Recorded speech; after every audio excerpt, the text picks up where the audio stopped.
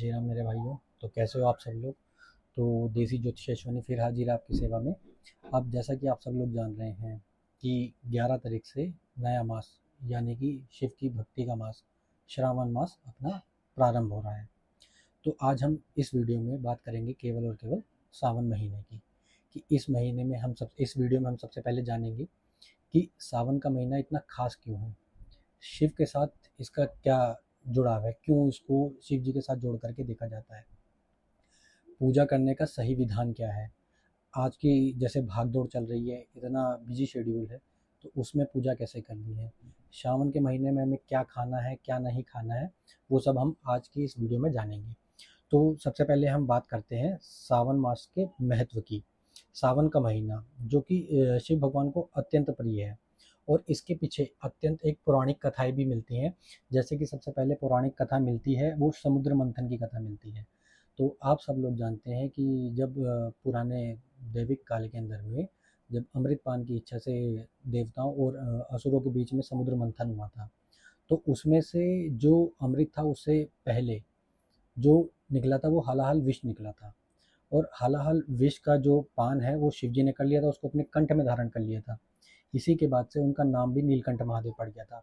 और इस त्याग के कारण ही सावन में उनकी पूजा की जाती है, क्योंकि वो जो अमृत मंथन जो हुआ था, समुद्र मंथन जो हुआ था, वो श्रावण मास के महीने में हुआ था। अब इसके बाद आगे की हम बात करते हैं। आगे एक कथा मिलती है माता पार्वती की तपस्या की। कहा जाता है कि माता पार्वती ने शिव भगवान को पाने के लिए कठोर जो तपस्या की थी, वो सावन मास में ही की थी, जिसे शिव जी ने उन्हें अपनी प्रसन्न होकर के अपनी अर्धांगिनी के रूप में स्वीकार कर लिया था। और इसीलिए सावन के महीने में माता पार्वती और शिव जी की पूजा को विशेष व महत्व दिया जाता है। आगे की एक कथा बताती है कि सावन मास के अंदर में भगवान शिव जी जो है वो धरती पे आए थे। मतलब मान्यता मानी जाती है कि सावन के महीने में भगवान शिव अपने ससुराल यानी कि पृथ्वी पर आते हैं, और भक्त उनका स्वागत जो है वो जलाभिषेक और दूध के साथ, दही के साथ, जो पंचामृत है, दूध, दही, घी, शहद, शक्कर, इसके साथ में उनका जोरों से स्वागत किया था। तो एक ये भी कथा सुनने को मिलती है। और एक अब हम बात करते हैं प्रकृति की।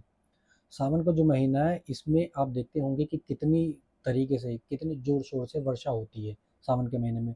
वो पूरे भारतवर्ष के अंदर में जो वर्षा होती है, तो जब वर्षा होती है तो हरियाली आती है, और हरियाली से कभी कभी जब हम ऐसी जगहों पे जाते हैं जहाँ पे बहुत सारे पहाड़ हैं, नदी हैं, झरने हैं, खूब हरियाली है, तो वहाँ पे क्या मिलता है अपने को, मन का सुकून मिलता है, मन को शांति मिलती है। तो भगवान शिव के तप और शांति के स्वरूप को ही दर्शाता है ये सावन का महीना। और इस महीने में जैसा कि आप जानते हैं कि आज देवशयनी एकादशी है। आज ही मैं ये वीडियो रिकॉर्ड कर रहा हूँ। आज देवशयनी एकादशी है, 6 जुलाई 2025।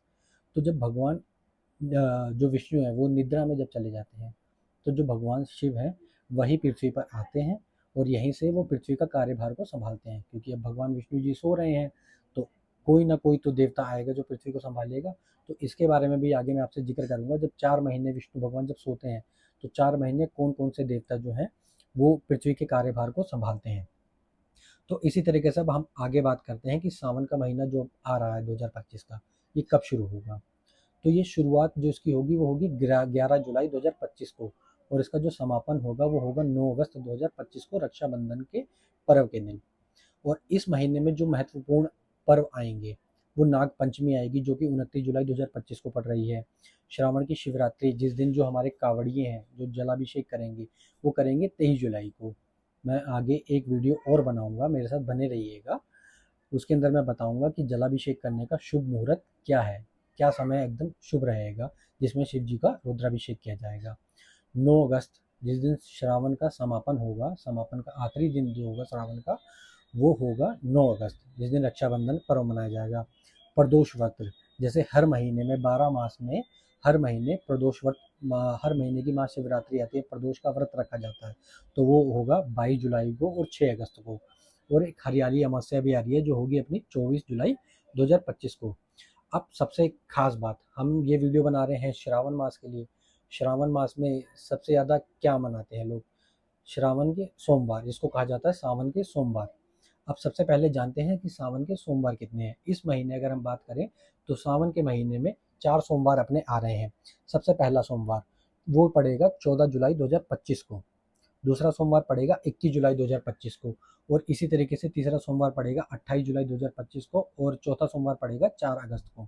और जो क्योंकि हम जो व्रत करते हैं वो विषम संख्या में करते हैं, यानी कि 5, 7, 11, 21, 31, 51, इस तरीके से हम लोग व्रत उपवास करते हैं।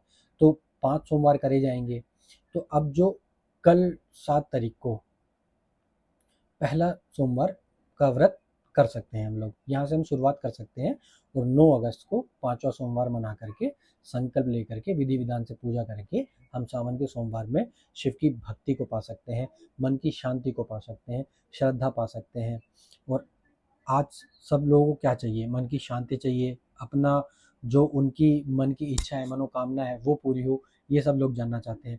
तो अब सबसे पहले जानते हैं कि भगवान की जो शिव की जो पूजा की सामग्री है वो हमारे पास क्या क्या आनी चाहिए। सबसे प्रिय भगवान शिव को क्या है? वो है गंगा जल, जो उन्होंने अपनी जटा में जिनको वास दिया। भगवान शिव को हम जब रुद्राभिषेक करते हैं तो उसके लिए हमें क्या क्या आवश्यक है? कच्चा दूध, दही, शहद, घी, चीनी। उसके साथ साथ में जब हम रुद्राभिषेक कर देंगे तो उसके बाद में हमको क्या चाहिए? बेल पत्र, धतूरा, भांग, आक के फूल, मदार के फूल, सफ़ेद फूल, रोली, तिलक करने के लिए, अक्षत चढ़ाने के लिए, माला चढ़ाने के लिए, जनेऊ चढ़ाने के लिए, मेवा, पान, फल, मिठाई, लौंग, इलायची, धूप, दीप, शुद्ध घी। ये जो सारी सामग्री है ये मैं अपने वीडियो के डिस्क्रिप्शन में डाल दूंगा। आप लोग वहाँ से इसको नोट डाउन कर सकते हैं कि क्या क्या सामग्री हमको आवश्यक है। अब सबसे पहले हम बात करते हैं कि पूजा की विधि क्या रहेगी। तो सबसे पहले आपको क्या करना है कि जैसे पहला सोमवार अगर कल से जो लोग मनाएंगे तो ब्रह्म मुहूर्त में प्रातःकाल उठ करके, स्नान ध्यान करके, सफ़ेद वस्त्र धारण करके पूजा स्थल की सबसे पहले सफाई करनी है। अगर आप मंदिर में जा रहे हैं तो शिवालय की सबसे पहले सफाई करनी है आपने। और अगर आप मंदिर नहीं जा सकते हैं तो घर में ही एक छोटे से पारद शिवलिंग को ले आइए, जिसका आप वहाँ पे स्थापना कीजिए श्रावण मास के लिए। और स्थापना जो आप करेंगे वो अचल स्थापना करेंगे। एक होती है चल स्थापना, एक होती है अचल स्थापना। तो चल जो होती है और अचल जो होती है, चल, इनके बारे में भी एक वीडियो में मैं आपको बताऊंगा कि चल और अचल में क्या भेद है। तो हम इस तरीके से आगे चलते हैं, आगे की बताते हैं। अब सब संकल्प लेंगे, क्योंकि हम किसी भी कार्य को अगर हम करते हैं, कोई भी पूजा करते हैं, तो अगर हम उसका संकल्प ना लें तो वो पूजा नहीं मानी जाती है, वो हमारी नित्य क्रिया के अंदर में काउंट हो जाती है। अगर हमने मान लो सावन के मैंने 5 सोमवार का मैंने व्रत कर लिया, अच्छे से जलाभिषेक किया, रुद्राभिषेक किया, शिव जी के मंत्रों का मैंने उच्चारण किया, मैं शिव की भक्ति में लीन रहा, शिव जी के भजन करता रहा, लेकिन मैंने संकल्प नहीं लिए, तो वो मेरी जो पूजा है वो सफल नहीं होगी, वो मैंने नित्य क्रिया में वो वहाँ पे आ जाएगी। इसलिए हमें सबसे पहले संकल्प अति आवश्यक है। संकल्प लेना है, भगवान शिव का स्मरण करके व्रत और पूजा का संकल्प लेना है। अगर आप व्रत कर सकते हैं तो अति उत्तम है, अगर आप नहीं कर सकते हैं तो आप पूजा करके शिव जी को भी पा सकते हैं। वो बहुत भोले हैं, आप सिर्फ शिव जी की पूजा से ही उनको प्रसन्न कर सकते हैं। सबसे पहले हमें क्या करना है? जाने के बाद में सर्वप्रथम हमें गणेश जी पे जल अभिषेक करना है। गणेश जी के बाद में माता पार्वती पे, माता पार्वती के बाद कार्तिकेय जी पे, कार्तिकेय जी के बाद नंदी जी पे, नंदी जी के बाद में शिव जी के ऊपर में। और शिव जी के ऊपर भी जब हम जलाभिषेक जब करेंगे तो हमारी एक भी धार जो है वो बिल्कुल टूटनी नहीं चाहिए। अगर वो टूट जाती है तो वहाँ पे वो खंडित हो जाती है। कहा जाता है कि जब हम सूर्य को जल देते हैं तो जो सूर्य को अर्घ दिया जाता है तो 3 बार में उनको दिया जाता है। 3 बार में, 3 बार की धार हम उसके अंदर में बना सकते हैं। और जो शिव जी को हम धार चढ़ाते हैं वो केवल और केवल 1 बार की धार होती है, जो बीच में से खंडित नहीं होनी चाहिए। तो सबसे पहले क्या करना है? शिवलिंग के ऊपर गंगा जल चढ़ाना है। उसके बाद में गंगा जल के बाद में दूध से उनका अभिषेक करना है। और दूध से जैसे अभिषेक करते रहेंगे तो जो शिवलिंग है उसको धोते रहेंगे। जैसे हम प्रातः काल में उठ के अपने शरीर को मलते हैं, खूब अच्छे से स्नान कराते हैं, इसी तरीके से हमको शिव जी को स्नान करवाना है। तो दूध से हमने पहले, सबसे पहले हमने गंगा जल से स्नान करवाया, फिर हमने दूध से स्नान करवाएंगे, उसके बाद हम दही से स्नान करवाएंगे। दही के स्नान करवाने के बाद हम शहद से स्नान करवाएंगे। शहद से स्नान कराने के बाद हमको घी से स्नान करवाना है। घी से स्नान करवाने के बाद फिर शक्कर से स्नान करवाना है। फिर अंत में फिर शुद्ध जल से हमको, गंगा जल से उनको स्नान करवाना है और साफ़ करना है। साफ़ करने के बाद उनके ऊपर बेलपत्र अर्पण करने हैं, धतूरा, भांग, आक के फूल, मदार के पुष्प, सफ़ेद पुष्प, वो उनको अर्पण कर देने हैं। अक्षत चढ़ानी है, माला चढ़ानी है, कलावे से एक कलावा लीजिए, माता पार्वती और शिव जी को ऐसे उसमें उनका गठबंधन कर दीजिए। और जो गठबंधन करेंगे उसकी जो गठबंधन के जो धागे होंगे, फेरे होंगे, वो 3 फेरे कम से कम होने चाहिए। और उसमें कभी भी गांठ मत लगाएं, गांठ नहीं लगानी चाहिए। उसको 3 बार ऐसे लपेट के उसी में धागे को अटका दीजिए।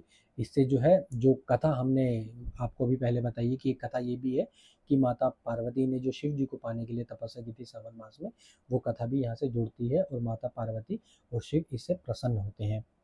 इतना करने के बाद में वहीं पे बैठ जाना है। उनको फल मिठाई चढ़ाने के बाद में पान का पत्ता चढ़ाना है। फिर आपसे जो भी कुछ आपकी श्रद्धा भाव हो, 1 रुपये, 11 रुपये, 21 रुपये, जो भी आपकी सामर्थ्य हो, आप उससे उनको दक्षिणा दे करके धूप दीप से उनकी आरती करके वहाँ पे बैठ जाइए। बैठ के आपको ओम नमः शिवाय का 108 बार आपको जाप करना है, जिससे जो है शिव जी बहुत प्रसन्न होते हैं। और 108 बार जाप करने के बाद आप सोमवार की व्रत कथा कर सकते हैं, सुन सकते हैं। वहाँ पे पंडित जी होते हैं मंदिर में, उनसे शिव जी की कथा सुने, सोमवार व्रत की कथा सुनिए। नहीं आप सुन सकते हैं, आज की डेट में हर किसी के पास मोबाइल है, मोबाइल में यूट्यूब के ऊपर में कथा आती है, आप वहाँ से कथा सुन सकते हैं। अगर आप कमेंट करेंगे तो मैं आपको कथा भी भेज दूंगा। मैं आपकी कथा के ऊपर में भी एक वीडियो बनाऊंगा जिसमें मैं सिर्फ कथा बोलूँगा, आप उससे कथा सुन सकते हैं।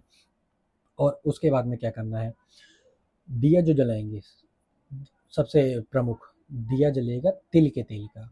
उसके बाद धूप दिखाएंगे, शिव जी की आरती करनी है। और क्या नहीं करना चाहिए उस दिन, हमको तामसिक भोजन बिल्कुल नहीं करना है। तामसिक भोजन में क्या आ जाता है, लहसुन प्याज का भोजन बिल्कुल नहीं करना है हमको, मांस मदिरा का सेवन नहीं करना है, और कड़ी का सेवन नहीं करना है, बैंगन का सेवन नहीं करना है, हरे साग का सेवन नहीं करना है। ये सब चीज़ें श्रावण मास में नहीं खाई जाती हैं। अगर हम इसको वैज्ञानिक तरीके से समझेंगे तो कहा जाता है कि सावन में जो हरी पत्तेदार सब्जी जैसे साग हो गया, बैंगन हो गया, इसमें कीड़े हो जाते हैं, बैक्टीरिया हो जाता है। दूध से बनी हुई चीज़ें, दही, पनीर, इन सब का सेवन हमको श्रावण मास में नहीं करना चाहिए। आपको क्या करना है, सिर्फ और सिर्फ सात्विक भोजन।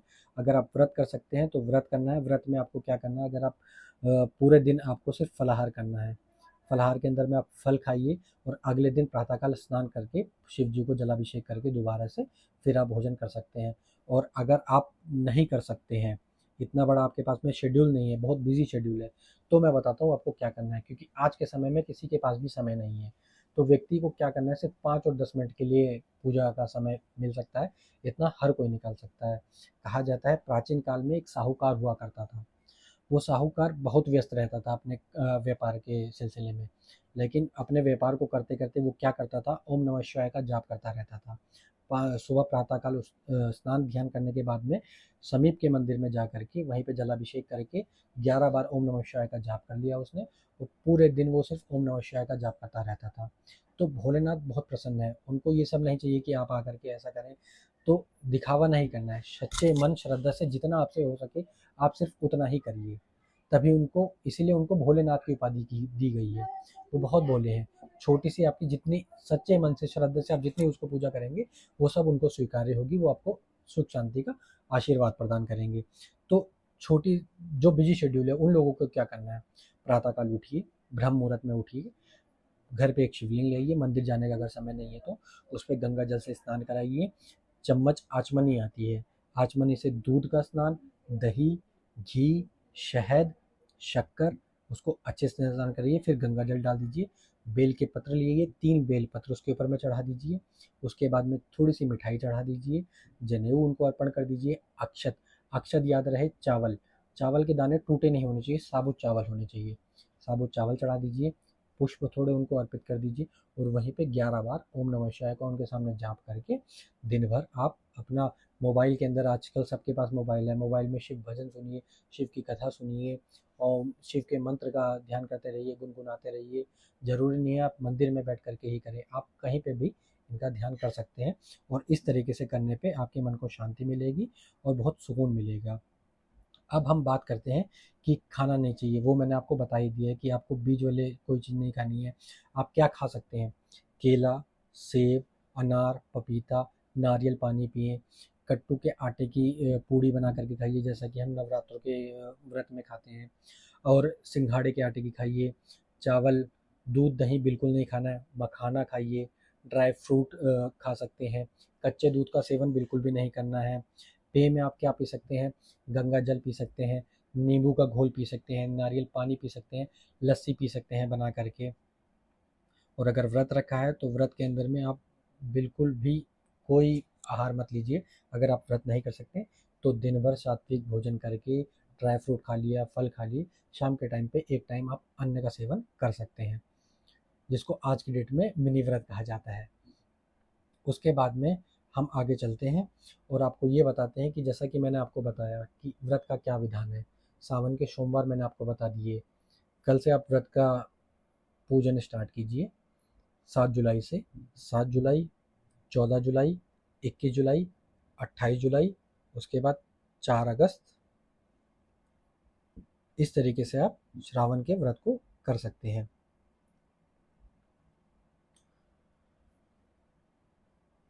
और इसी तरीके से मैंने आपको बताया श्रावण मास में शिव की महिमा और उनके व्रत को करने से कैसा फल आपको मिल सकता है। तो चलिए जो दोस्तों, मिलते हैं अगली वीडियो में। कमेंट कीजिएगा कि अगली वीडियो आप किसके बारे में जानना चाहते हैं। साथ के साथ मेरे पेज को फॉलो कीजिए। मेरा पेज है इंस्टाग्राम पे रियल देशी ज्योतिषी, और यूट्यूब के ऊपर में है ज्योतिर्विश्व। मैं कैप्शन में उसका लिंक डाल दूंगा, वो आप देखिए, वहाँ से मुझे फॉलो कीजिए। कमेंट करके बताइए, अगर कुछ ना समझ में आए तो आप मुझे ज़रूर बताइएगा, मैं आपको वो अलग से उसके बारे में पूरी जानकारी दूंगा। साथ के साथ मेरा व्हाट्सअप नंबर मैं भी दूंगा, आप मुझे वहाँ पे कांटेक्ट कर सकते हैं। जन्मपत्री बनवाने के लिए आप मुझे संपर्क कर सकते हैं। जन्मपत्री देखने के लिए संकल्प आप मुझे संपर्क कर सकते हैं। चलिए मिलते हैं। जय श्री राम।